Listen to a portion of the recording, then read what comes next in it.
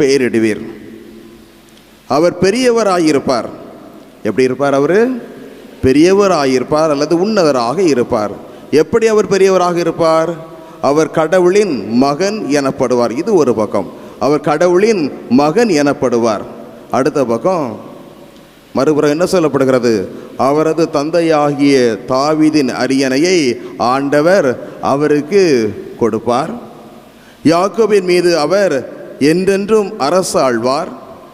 அவரது ஆட்சிக்கு முடிவே இராதாக. நீ பெற்றெடுக்கப் போகிற அந்த குழந்தை பெரியவராக இருப்பார். பெரியவராக எப்படி இருப்பார் என்றால் 2 காரியங்கள். ஒன்று, அவர் கடவுளின் மகனாக இருப்பார்.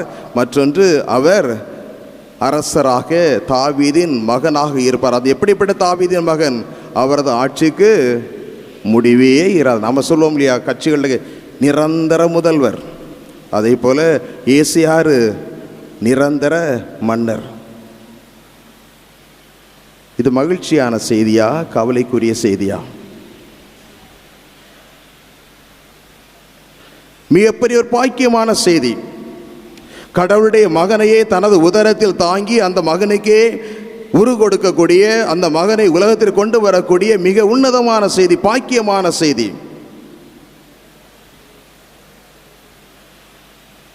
நாம் ஒவ்வொரு வருஷமும் அதை திருவிழாவாக கூட என்ன